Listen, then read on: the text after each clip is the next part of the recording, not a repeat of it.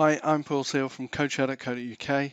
Welcome to episode 9 in this series where I'll show you how to build a website with Umbraco 13.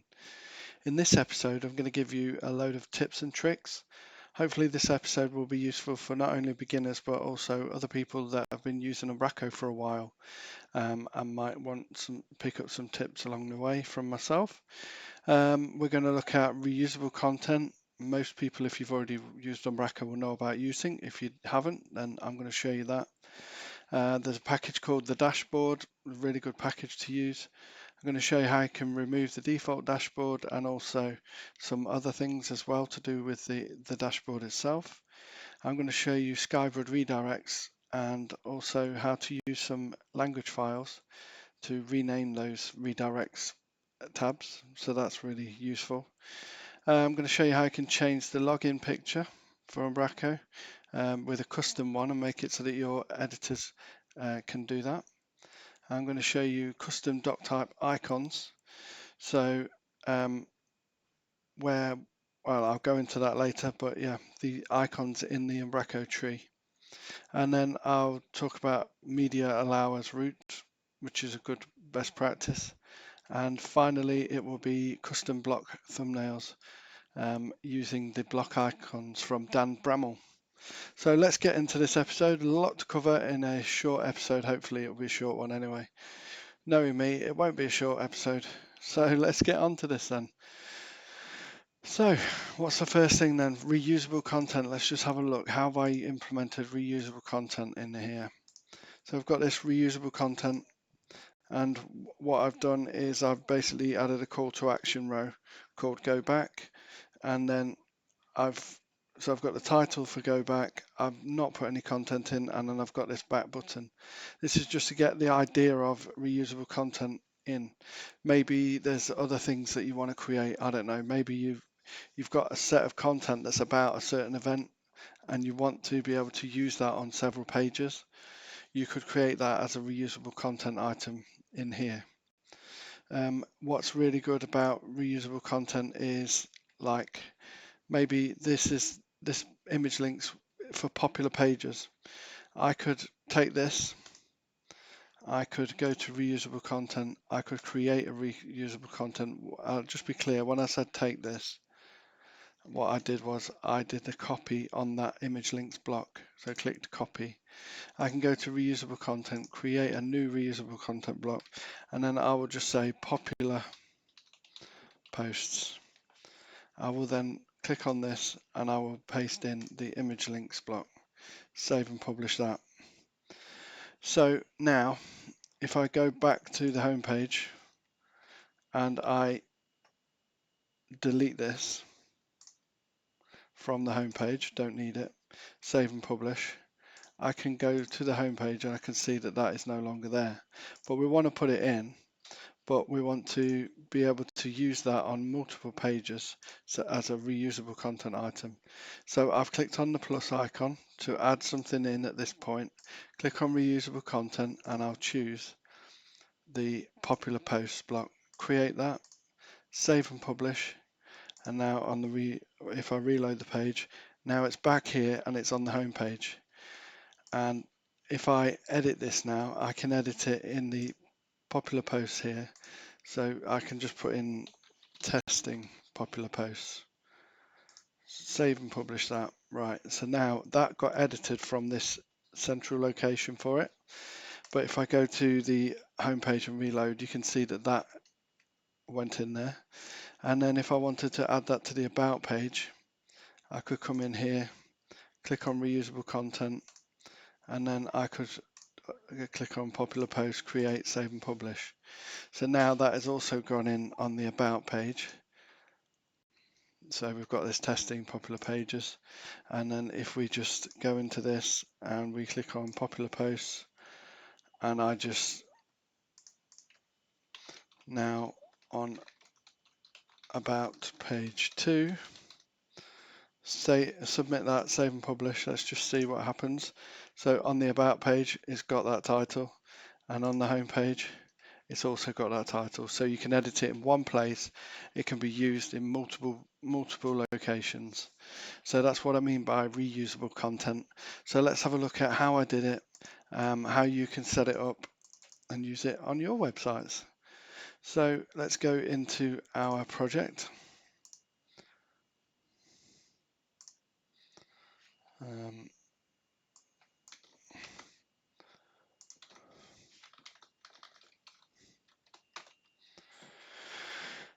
So here we are with our project. We want to go to document types, and we've got components and pages and things like that. So we'll just go into here, we'll go to components. So first of all, we want to create the container item.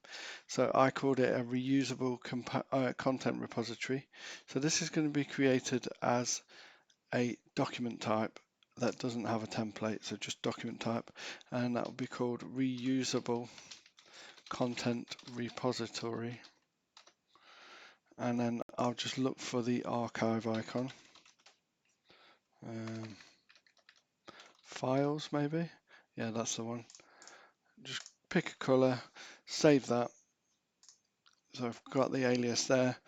Then I want to enable the list view by default, and permissions, I will add the reusable content item inside it. It doesn't have a template, so for now I'll just save this. Then under here I will do another one as well, document type without a template, call it reusable content item, and I will give that an icon, recycle.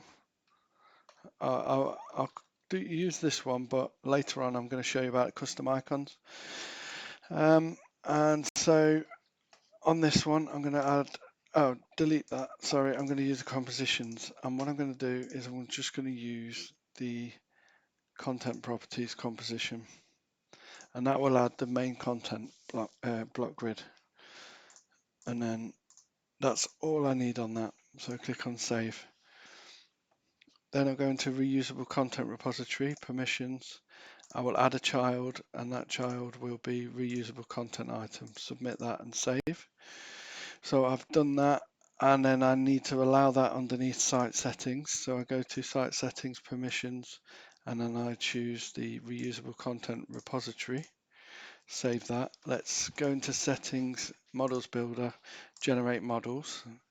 Let's go into the code rebuild solution, and let's have a look at the partial view. So where we render out block grid components, let's just do a simple one. Take this, Control C, Control V, rename that to be whatever. Again, I want to show you, it's got to be whatever the Doctype alias is. So just wait for this to load, because I think it's useful to make sure that we get this idea of what this has got to be named the same as the alias is from your document types.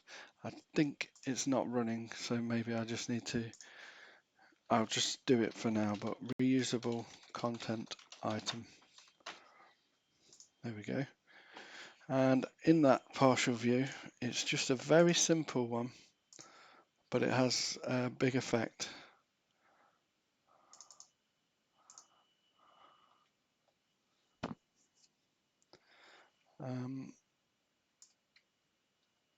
I just need to double check that I've not messed up.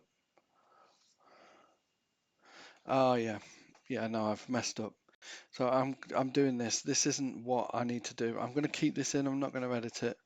So we don't need this. We're going to create a block called reusable content, and I'll show you why in a moment. So that reusable content and not reusable content item is a key thing here. So we'll step back from this. I'm going to delete it just for clarity. I'm just going to delete that, and we'll come back to it in a moment.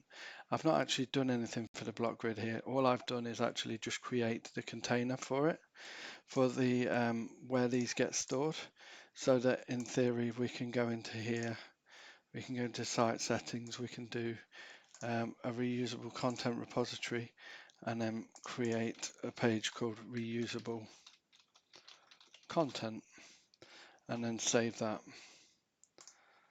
And then we can create a child of that, a reusable content item, and we can call it testing. And in that, we could just put a rich text of this is testing the reusable content. Reusable. Create that, save that. Okay. Reload the page.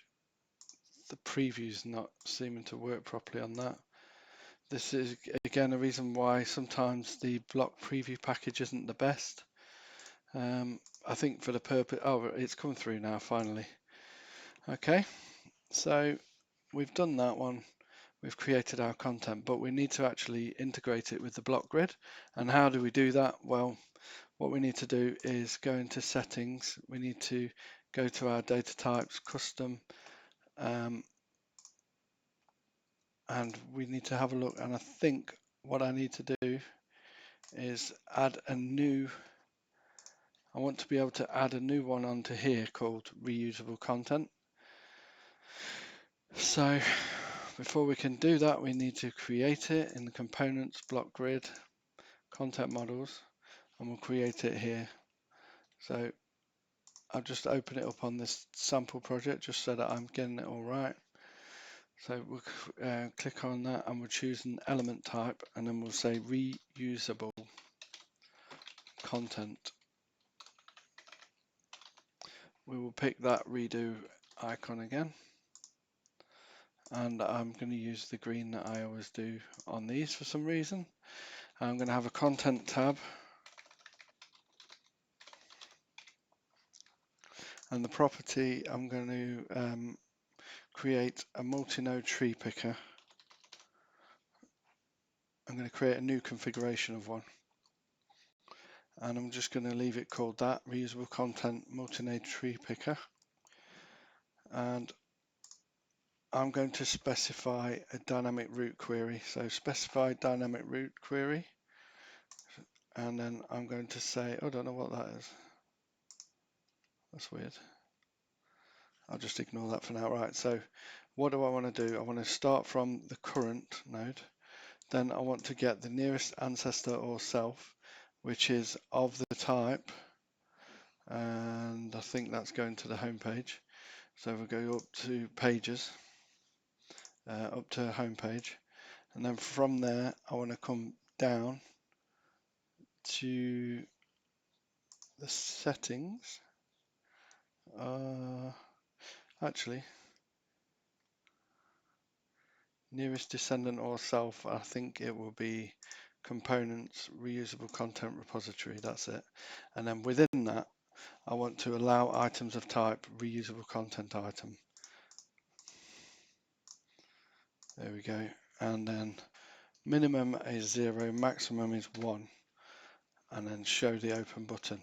So this is configuring that block that we're going to use, the picker on that block that we're going to use.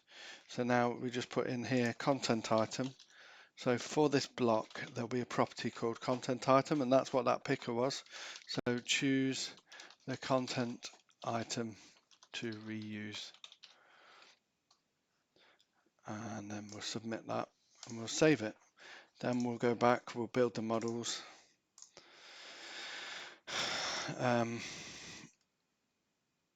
Actually, before we move on, we'll just go to main content as well, and we'll just start adding that reusable content block.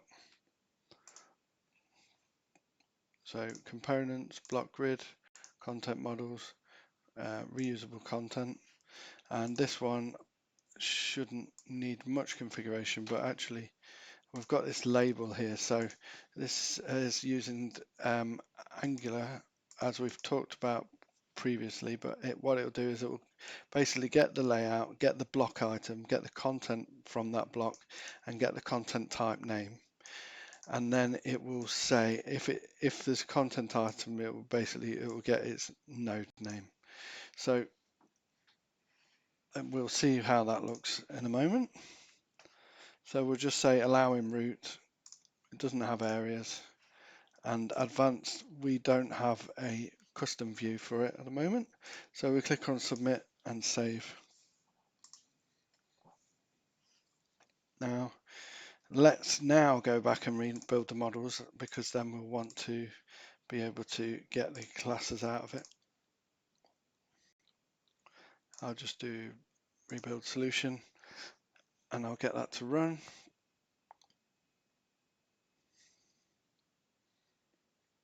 Now we can close this class. I think I'll close all of these tabs from previous episodes. Yep, run the site again.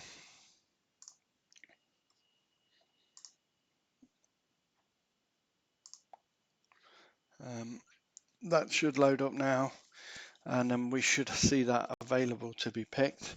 And then at that point, we'll see that we don't have a view because we deleted that view that we started creating in error. I was getting ahead of myself, but I don't want to get ahead of myself. I want to do it properly. So let's just give it a second to catch up. Okay. Go into here, reusable content, yeah, testing. So on the about page, what I can do is I can go in here and I can choose reusable content, what content item, testing content item, create that, save and publish. Right, now if we go to render, we should see the error where that one is, because we don't have a block to render at that point. So give it a second. Yeah, could not render. Just so you know what is making this message, if we go into here and we go to the default, is it items? Yeah, could not render the component of type. That message is coming from here. Let me just update that with testing and reload. It's got the word testing. So I just wanted you to know that that is not a magic thing. That's coming from this message that we've got here. So it's saying it can't find the content of that alias, and actually it's probably because this partial view doesn't exist, can't be found. So they're really useful, those are. So we'll just copy that and we'll create one.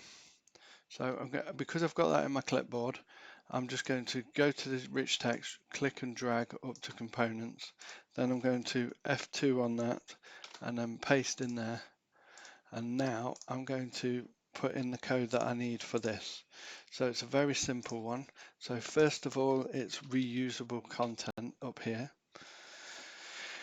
Then we can delete all of this and we just do the open angle brackets, curly braces. So we'll say if model question mark dot content item is null, then return. Simple as that. So we won't bother carrying it on. If there hasn't been one picked, just move on. Otherwise, now this is the, I say clever bit, but it's really simple. We just basically say, when you do come across this block, when you're rendering out the block grid, if you come across a block which is referencing another page with a block grid on it, we'll just get block grid HTML async. So at html.get block grid HTML async, and then we'll just use model.content item. And we will say use their main content property from there. And it's as simple as that. So now that's got that wired up and we'll be able to use that on our site. So where we had that page here, the about page, it wasn't rendering it. If we reload now, this is testing the reusable content. Again, we can go to this page. We can add it in anywhere we want within this. So we can put it in between that first block and the CTA. So we'll say reusable content. What content do we want to use? We want to use the testing content, save and publish, go into reusable content, and then let's update this and say this is a block of content that was created, that is edited in a central location but can be picked from any page. Pick to be used on any page. Submit that, save and publish. Right, if we go into the About page, we'll see it on there. There it is. And if we go into the testing image with caption, we can see it there as well. And what's also good, which I like, is that actually we can go further and we can add multiple. So I'm just going to copy that image with caption. I'm going to go to my reusable content block and I'm going to paste this in. So not only have I got some rich text, I can also add another block below it, and so on. And I can just build these blocks. So it says it's got a path, but it hasn't actually, because there's no template. So that will go to a 404, and that's correct. We don't want it to have a path. But if I was to render this page again, the About page now, it's rendered the content and it's rendered the image with caption. So that's the reusable content. Let's move on to the next one in this.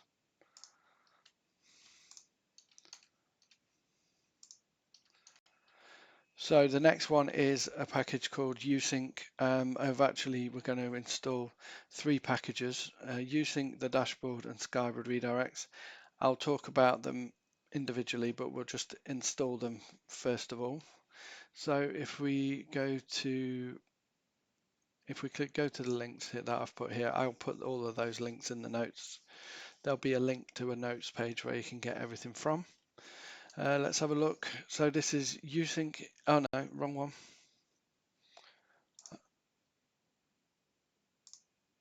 Here we go, uSync. So it's made by Kevin Jump.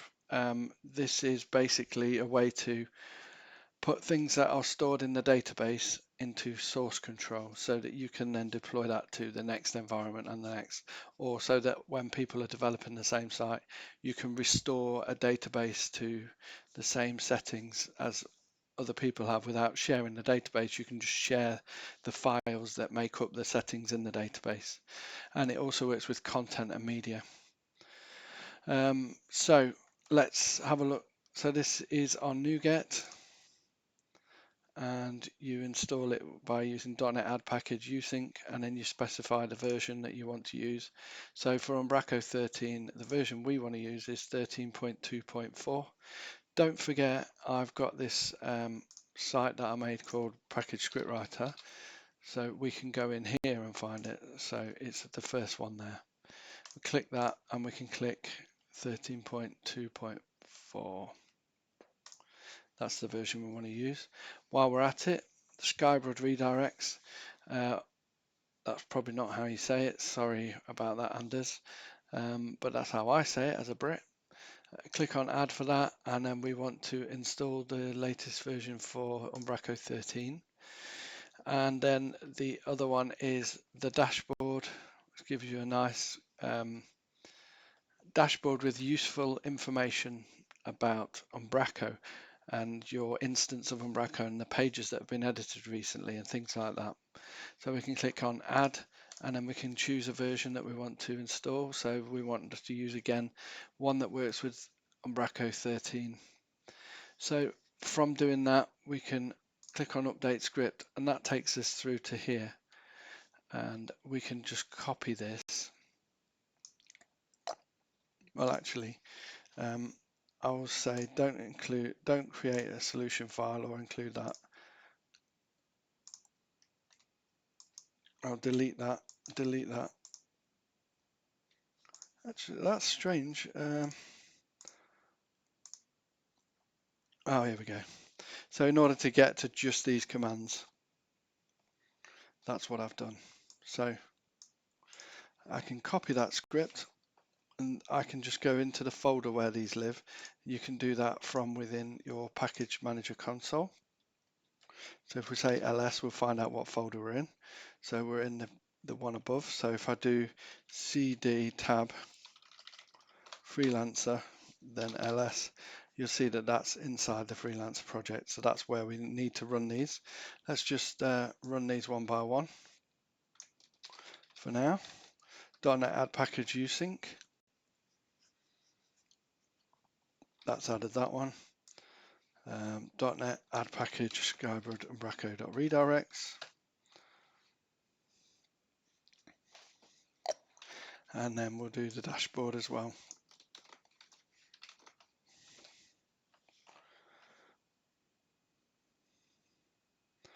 You can do it all at the same time if you want to. I just wanted to see it done one by one on those. Let's do rebuild the solution, and then when we go into this, we will just look at them individually.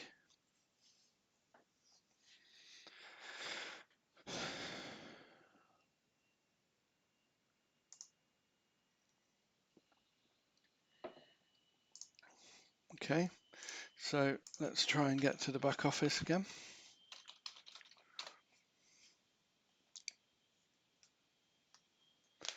And the first one that we'll look at, as I say, is uSync. You can go to this page, you can just have a look. Basically, it's just so good. It's just such a good package. I'll be clear, if you're using Umbraco Cloud, you will use Umbraco Deploy, and that will do a similar job to what uSync does. So if it's a cloud site, you'll use Umbraco Deploy. If it's not a cloud site, you will probably use uSync or not, or nothing. Or you can also use for Umbraco Deploy and pay for the on-premise version of it. So the not in Umbraco Cloud version of it for Umbraco Deploy. But usually anything that's not an Umbraco Cloud site would use uSync. So here we are. Let's go into our settings, and we should have a uSync section. We have. There we go. So if we click on, so we've got content and settings and everything. Now, Kevin did say, when I asked Kevin about including this, he said a lot of people like to just do the settings and not the content and media, because if you think about it, you're working on your local version, you might make some changes to content. You don't necessarily want those content changes to be deployed up to live or the other environments. So you might want content at first to be included, maybe whilst you get the site built and everything and deployed for the first time, but after that you probably won't want the content changes. So he did say to me to probably just turn off the content stuff, and at the bottom of here he's given you a helpful bit of app settings to update. So if we go into this and we go to our app settings, we can come to the bottom of ours after the Slimsy one, and then we can just say uSync settings. Oh, it looks like uSync settings. It's not copied properly. uSync settings. Oh, we don't have a question mark for some reason. Oh, Kevin, if you're watching, you've missed out a speech mark there. And then export on save. Let's just delete that. And weird. There we go. Hopefully that has done it. So now we've got that, save that, probably rerun the site. I might just do a build solution just so it kicks it and tells it to start the site again. Now if we go to settings, hopefully, it's still got that. I wonder if I have to rebuild the solution in order to get it to restart the site. If you're using the command line, you could probably do Control-C and enter to stop the current command running, the current process, and then start it again. But if you're using Visual Studio, you'd do it this way. So this is our way.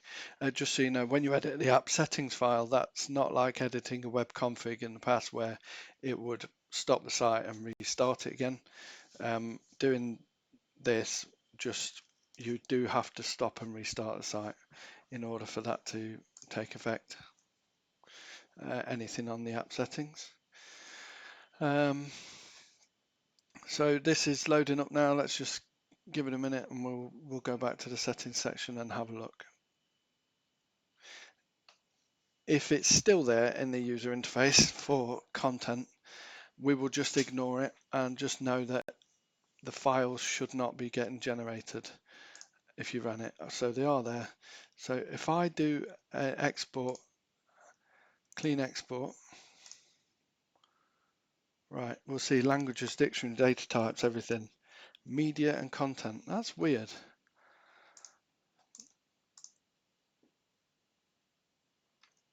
Maybe it's just on save. Oh, okay. Maybe it's my understanding of that.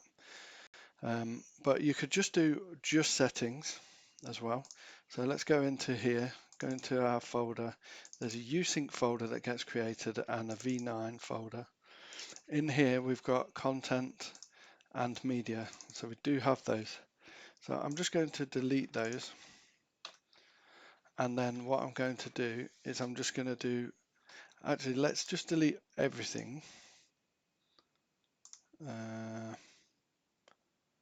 Yeah, let's just delete the folder and then just do an export of settings and go into that folder again. So yeah, settings just does everything. I think the export on save is probably meaning that if you edit pages, like if we do save and publish, we shouldn't see a content one done. And we don't see a content one, so maybe that was it. Maybe the setting that we applied means that every time you save content item, it's not going to create a file for that. Whereas normally, if we didn't have that setting on, it would do that. So maybe that's what it is. So that's uSync, and that is really useful because now if I wanted to, in the settings section, I could do a report on settings and see, am I up to date? There are no changes, you're currently up to date. But maybe if I've made some changes on one environment and I wanted to update them, or maybe if the code had been committed to a source code repository and I wanted to bring in the changes from someone else, I could do a report and then I could do an import. So it's really useful, that is. I'm not going to go too much detail because I'm trying to do a bit of a whistle-stop tour on this one, but definitely worth using uSync. The next one along on the order of the episode, let's just have a look.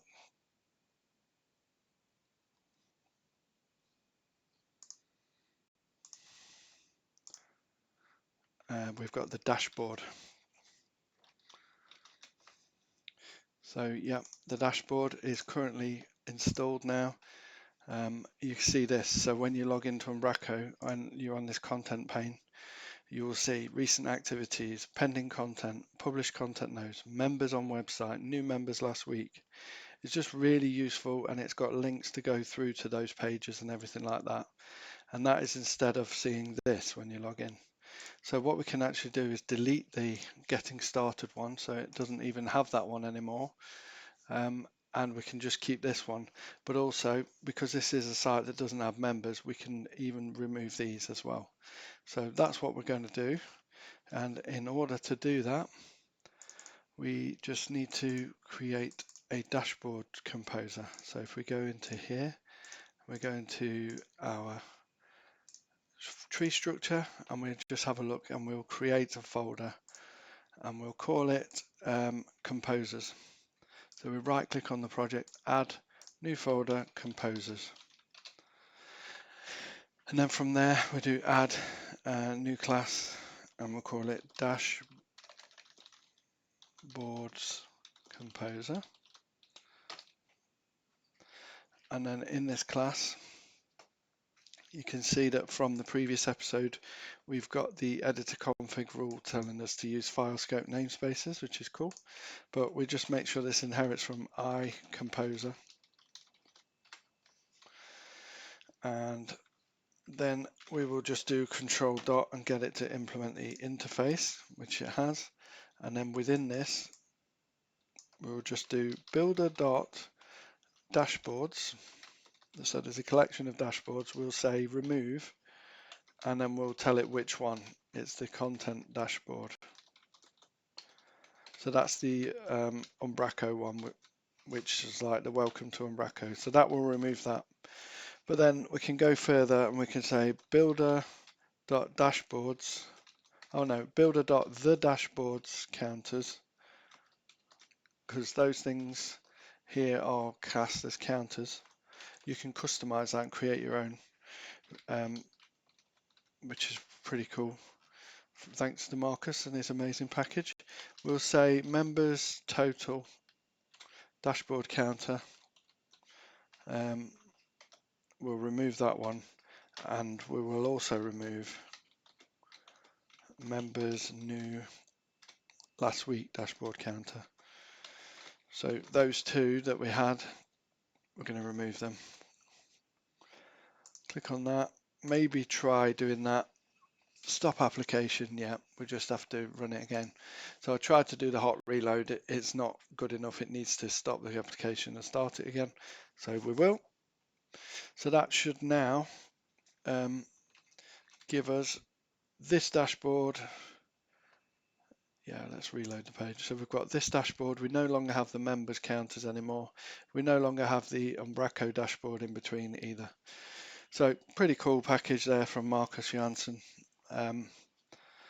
So next one along was Skybrud Redirects. So with Umbraco at the moment, these are what we call automatic redirects, and these ones happen. These redirects happen when you have a page and let's say you change the name of that page, so about this site, and then you save and publish. If you do that, then they'll automatically, not this tab, so redirect URL management tab. So it will automatically create a redirect from the old URL through to the new URL. So there used to be a package called 301 redirects. There is still a package, and that would do this sort of thing as well. But this is built into Umbraco now. Anyway, so if I was to click on this, it would go to the old URL and it would redirect it out to the new URL. And that would mean that anything that is already out there wouldn't get lost. And it's clever. It knows that if you did it within a site structure and you change one of the parent level pages names, that obviously affects the URL of all the pages below it.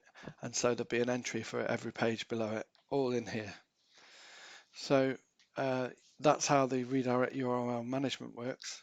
And we installed Skybrud Redirects. And the way that this differs is that when a page is about to 404, so you cannot find that page on there, Skybrud Redirects kicks in and it will go, have I got anything for you? So the great example that Mark Goodson always uses and that I like to use now is if we do an add a new redirect and we specify the original URL as being fish, and then we specify a destination as being testing with image caption, submit that. What will happen is that if the site gets a request in at /fish, and the site would ordinarily return a 404 because that page doesn't exist, well, now if we leave this as redirect type is permanent and forward query string disabled, but you can forward it if you want, and we'll add that, and then if we were to go to /fish, beforehand it would have been a 404, but now it sends it off to there. So this is for when the page doesn't exist anymore on the site, or when you or when you've got a vanity URL you want to use or something like that, you can bring them in on at that /fish and it will redirect it through. So yeah, that's Skybrud Redirects, and basically the difference there is these are manual redirects and these ones are automatic redirects, which brings me nicely onto the next tip, which Mark Goodson also told me about, and that is what he likes to do is he likes to rename them. Rename this to be automatic redirects and rename this to be manual redirects. how do you do that? Well, you do that with some clever language files. So within the app plugin section, we're going to create a folder for this little package, and we're just going to call it rename redirect URL dashboard. And then we're going to add a folder, and there's a convention that we have to follow. This folder has to be called lang, and in that folder we want to add a XML file. So we'll do add new item data XML file, and we'll call this en.xml add. I'm not going to get you to type it out. I'm just going to paste it in here. You'll be able to get the link in the notes and be able to copy that from that page and paste it in as well. So what this is doing, I'll just explain it. So this is the en.xml is for the English UK version. It's got a translation basically, and it's looking for the area with the alias of dashboard tabs and with a key with the alias of redirects, and we're saying call this manual redirects, and also again it's referred to there, call that manual redirects, and then in another area of redirects we're saying yeah, again call it manual redirects. So that will take care of that one. We will just copy, we will create another file. For now I'll just copy the file and rename it and do en-us.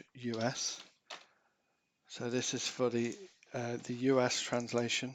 So these translations are for the Umbraco back office, not for the front end of the site.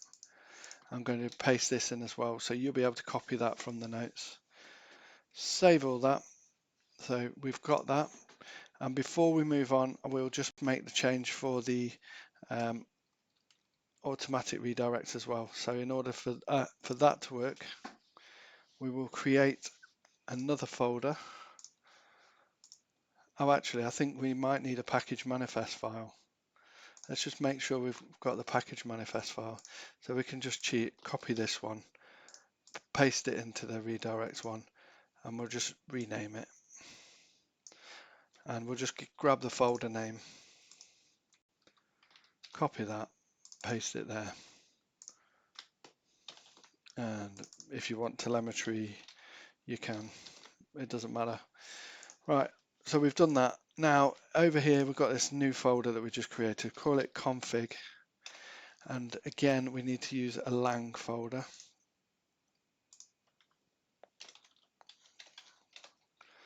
And what we're doing here is we're going to override some of the default languages, so that's why it slightly differs. So I'm just going to copy one of these, paste it in here. I'll paste it twice actually. I'll copy the other one as well. We'll rename them. So it's got to be called en.user.xml and then enus.user.xml, and then the contents of those will be as follows. So en is going to be like this. So again, it's specifying the language. It's got the area alias and then the key, and we're just saying automatic redirects and automatic redirects. And then for the other one, the US version, it looks like that. Now remember to replace those files with the right values. Again, that'll be in the notes. Let's have a look. I'm just going to do a rebuild and then I'm going to do a run.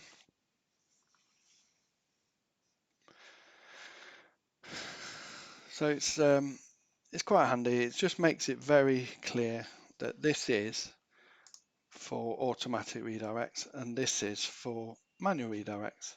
So anyone who's coming in, like, they can just say, oh yeah, because otherwise, what does redirect URL management even mean? And what does redirects mean? It's like, it's confusing. Well, this should reduce the confusion.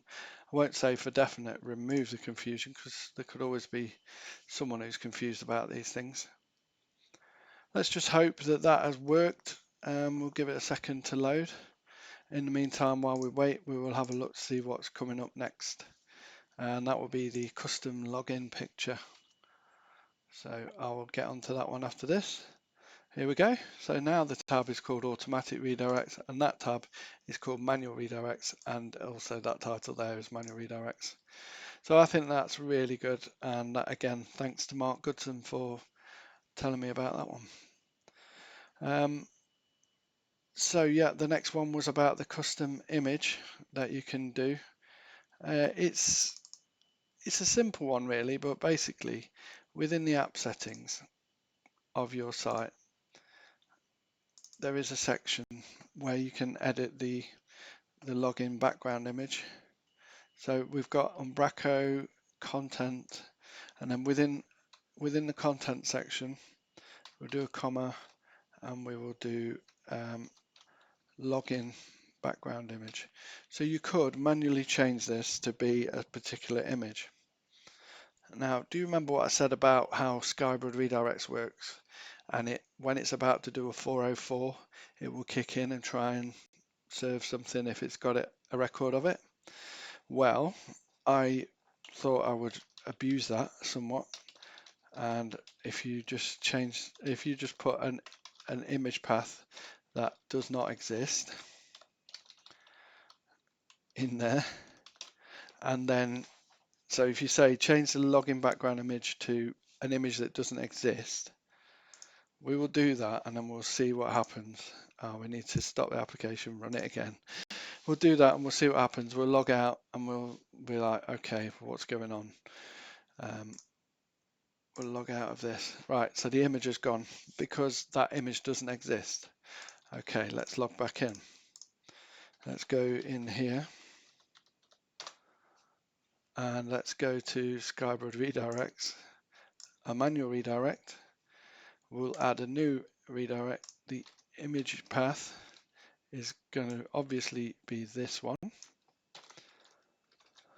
So the original URL is that, and the destination, because you can select media as well, we will make it be the London. No, we'll do that C one. Click on that, submit, add. Now, if we log out, hey, so we've made it so that people from within the Umbraco back office can change that login screen. And yeah, it will change it for everyone, but it's an idea. You don't have to do it, but it just shows you that you can do it. There are other settings as well, and Warren Buckley goes into how to customize other things. He's got a post about that, but you can change the logo image alternative. You can have you can hide the back office logo if you want to. There's other things you can do. We're not going to do those. We're just going to leave it as it is. But yeah, that was another little tip that I wanted to share with you on this tips episode. Then we've got another one which is a bit of a beast. So this is the custom Doctype icons. So you might have noticed on my Umbraco instance, probably because I told you about it. If we go into Umbraco in here, I've got different icons. So with Umbraco, you can have different icons. You don't have to just use the ones that come with it. You can add your own. And I like doing that. So I decided to use the ones from Font Awesome. So how do we do that? So in the previous episode, when I was picking the icon for the icon link, I failed to tell you about where I got those icons from. I did put a bit of a message up, and then in a later episode I told you I went through how you do it. Well, those icons we can actually put into our project and use them. So if we go into here and we create another app plugins, because again this is how you extend Umbraco using the app plugins, or at least that used to be the main way. It might be changing in the future. A lot of things are happening by C# these days as well. But anyway, let's just create a folder called custom icons, and then we'll create another folder called back office, and then we'll create another folder called icons. So with that structure in place, we don't even need to have a package manifest for this.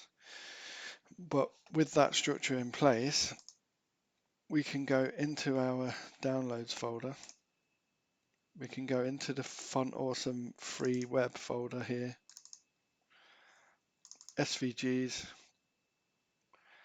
and then we can get all of these. So actually, if you just do search SVG, we'll just do .svg.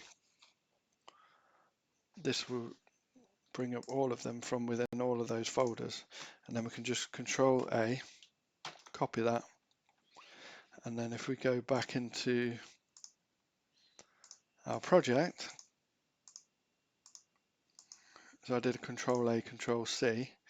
Now if we go back into our project and we go to the app plugins folder and the folder we just created, icons, and then paste them in there. Hopefully they will paste. It looks like it's going to delay for some reason. Oh no, it's coming. That's good then. That's a good sign. So it is going to start putting these in here. That's brilliant. I don't know why it's got the brands folder.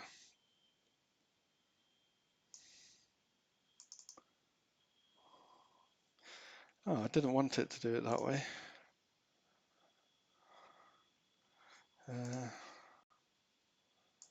We'll just do it by type. It doesn't matter. Basically, they all go in there.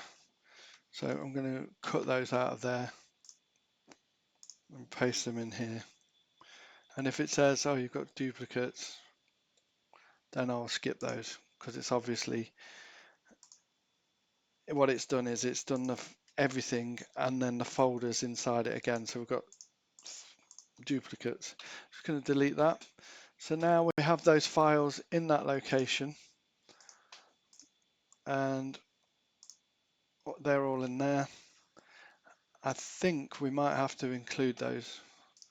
So what a trick to do that is exclude from project and then right click include in project, and that will then basically add everyone into the project. That might be a mistake. You might want to look into doing it a better way. I'm just showing you how we can get it working. I've not really had a need for making using custom icons for the tree things myself, but you know, it might be a good thing to do. So they've all been added now. I'll show you a bit of a downside to it as well. So I've just done a rebuild solution. Come on. Once that's done, I'll run the site again. So let's go back into the back office. So you see all of these. When the site does reload, it actually takes a while for the custom icons to show up. It's got to register them in some sort of way, which seems to delay things. So I don't always think it's the best, but that's only on the first time the site loads, so it's probably okay.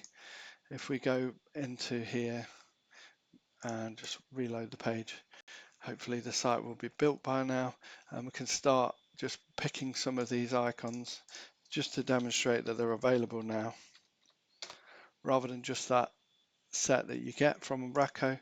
We've got our own custom set. So if we go into home and then we can just have a look at this. Yeah, so you can tell straight away that they're different icons. So if I look for home or house, there we go. So we can pick a nice house there. Home page, content page, maybe we want a bit more of a document that, I don't know, just something something a bit more defined than the one that you get from Umbraco. I don't even know if that is a font awesome one or not now. Icon content, no, it's not. But there might be a nicer one. I can't remember the one that I used on my site. Is it Page? Let's have a look. Article. Who knows? You just pick whichever ones you want. So you get the idea. You get the chance to pick these now, and they'll show up in the tree. I'm not sure what that page type. I can't think. Article, note. We'll just pick that one. It's like a post-it note, if anything, and then we'll just change this search.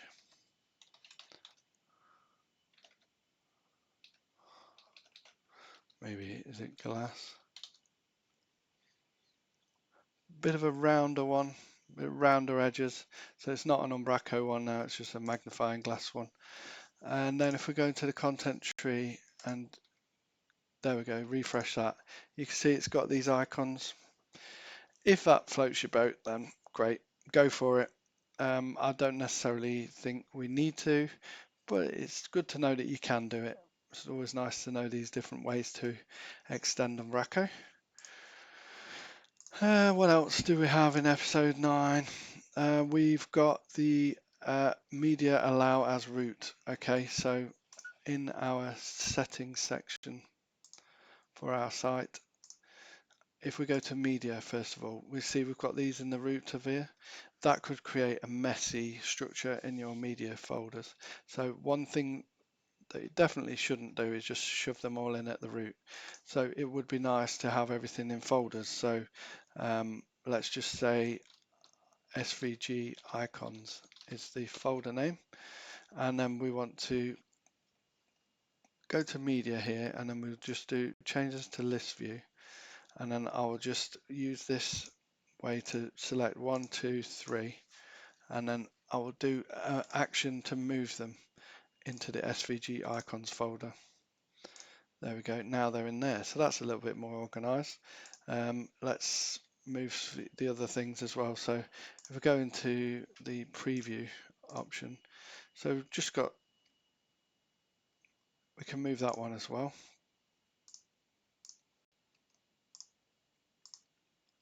Okay, and then we've just got some images. We'll just call it images for now. So we can create a folder at this point, images, and then we can go back to our list view in the media section and select those 1, 2, 3,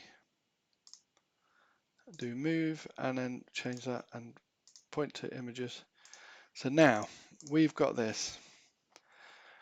And basically, when you're setting up a site for someone, it's good practice to stop them from being able to create them at the root and only be able to create folders at the root of the media section. So in order to do that, we go into settings, media types, and then for all these ones that are not a folder, we just go into the document, the media type permissions, and then you say allow as root. You just turn that off, save, and again do that for each of these.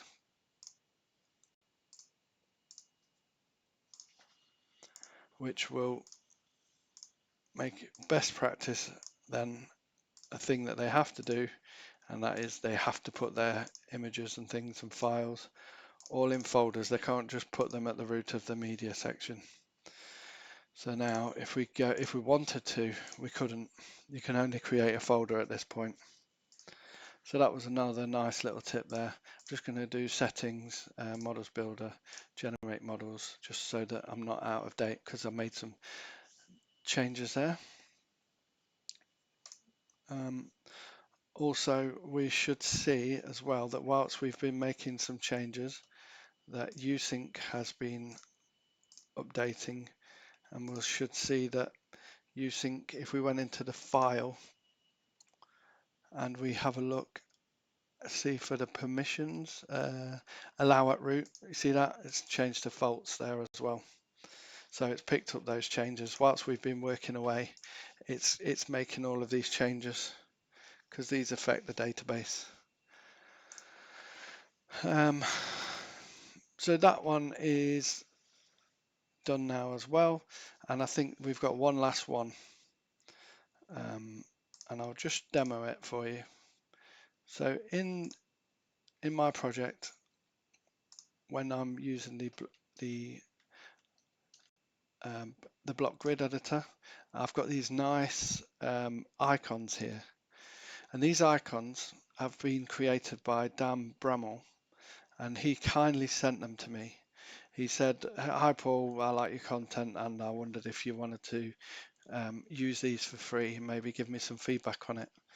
And I really appreciated it, and I thought actually I could put that into my next tutorial series. So these icons, I won't ever be able to share them in any of the code or anything, because these are, you pay for these. You go to his website, which is blockicons.dev, and he's basically created these icons. Now you could create your own icons, no one says that you can't, but if you want some that are already made that look like the part of Umbraco, then you could just buy a license for it. He's got different license types, I think. Like the ones he's given me is solo developer, so I can use it on my fun things that are just for me, but I can't use it for my work projects, which is fair enough. So yeah, blockicons.dev, and you've got a whole suite of all these icons. So if I go into here, block icons, and zoom in a bit, you can see all of these. Just so many different icons to choose from, and I'll show you how we then use these. So again, we put them into the app plugins folder. So if we go to here, we go to app plugins. I'm just going to collapse all again. I just find it easier if you collapse all every now and again. And then I'm just going to create a folder called block icons. And then in there, I'm just going to right click and go open folder in File Explorer. And then I'll copy the icons that I downloaded from the zip file. Copy those and I'll paste them into this.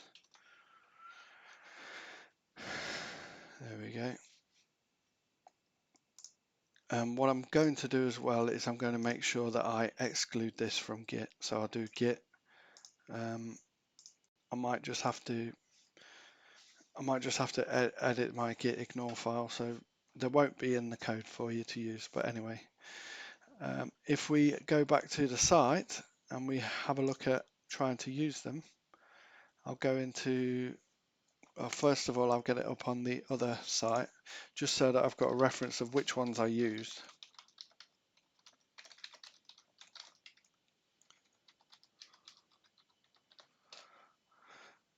Okay, so if we go into settings, data types, custom, well, while I'm here, I'm just going to move that into custom because that bothers me. And this one, I'm going to delete it because we don't use it anymore.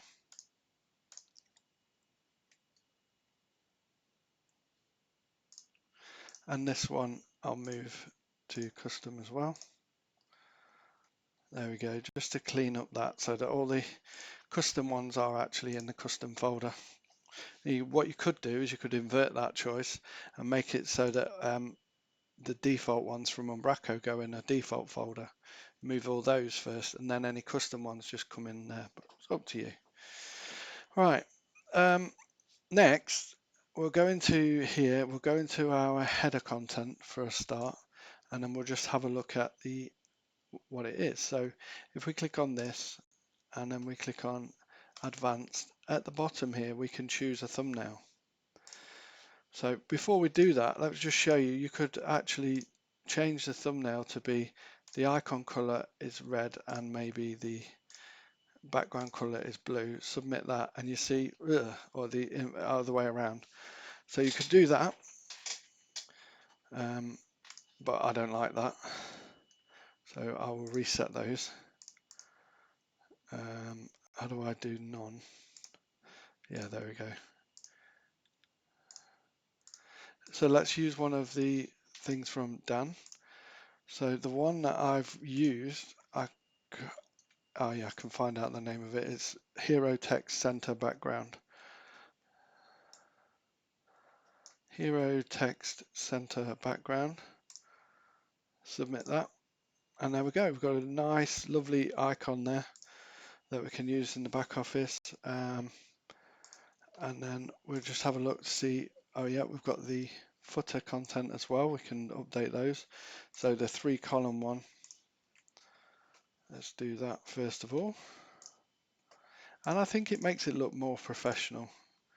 It definitely adds an extra layer to it all. So block icons, we'll change this one to be grid 3 for the 3-column. I'll just find that, grid 3, submit that. And then for the footer content, I'll just find out what I'm using on that one. That one's just text. So again, in advanced, add thumbnail, go to here, and I'll scroll down to T and look for the word text on its own. Submit that one.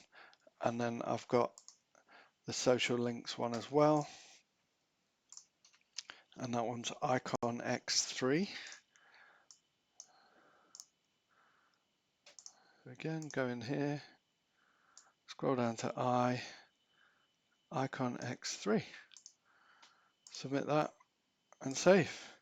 So you can see how it's starting to take shape. Let's just pick the rest of them while we're here, finish the job that we came to do. So rich text, that one's using the text one again. App plugins, block icons, go down to text. And then the image link, that one is using one called image link.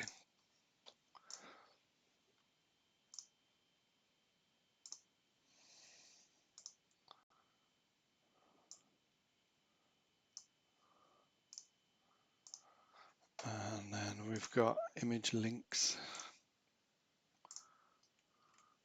and that's images X3 captioned. But you can pick whichever ones you want, whichever you think makes it look the best. These are ones that I pondered over and decided images X3 captioned. We've got title, so that one is one called text heading.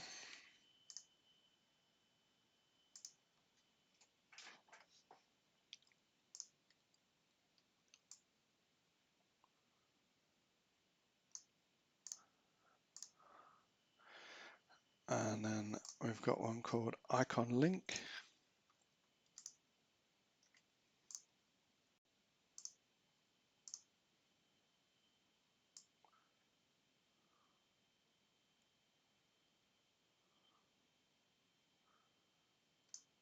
Have we got one called icon link?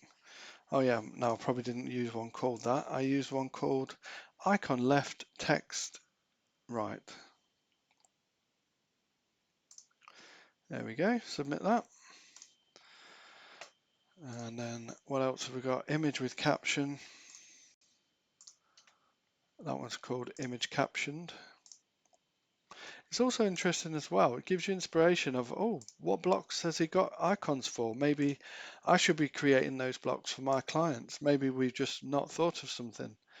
So I find that quite useful about these as well, because he's got loads. He's got nearly 500 in that list.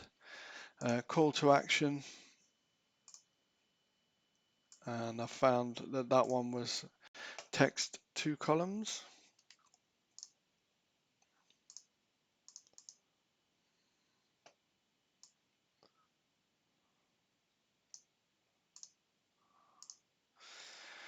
And then nearly done. Reusable content. I just think that one I just did as a full width. Yeah, layout 12. Advanced, add thumbnail, app plugins, block icons, and I just, yeah, picked the one called layout 12. Save that. Let's go into setting. Oh no, have we got any more? Another one, block grid main nav. I wonder if I did do that. No, I didn't pick any for that. That's fine. We don't need to on that one. So yeah, just go to settings, models builder, generate models. But also we can just go into here and then we can just start looking at what it's like when you try and add it. And look at that. That is so good. So also if I do a copy on this call to action and then I go further down and I want to add it, in the clipboard it's got the icons with it as well. I think that's pretty cool that you can either create empty or you can use it from the clipboard and that icon comes with it. So yeah, it's been another long episode, but hopefully this episode you've picked up at least one tip out of it. If you like the video, please click on like, subscribe to my channel, share it with others. Don't forget, it'd be really nice to hear from you. If you come and sign the guest book by saying hello, let us know where you're from, what episode you're on, how you're getting on with it. And if you need help, you can comment on the YouTube video. You can maybe talk about it in here. And yeah, look out for the links to the CodeShare site. I'm not using GIST anymore. I decided I'll just put all the blocks, all the useful code and things like that and links all on an individual page per video. So you can actually get all of that and I can manage the content easier on those. So yeah, have a look out for that. And if some people like to buy me a coffee, if you're one of those that are looking to do that, then you can go to codeshare.co.uk/coffee. But otherwise, that's fine. No one has to. And yeah, I just appreciate everybody watching this far. If you've got this far, just got 2 more videos to do. So yeah, thanks again for watching, and I'll see you on the next episode. Bye.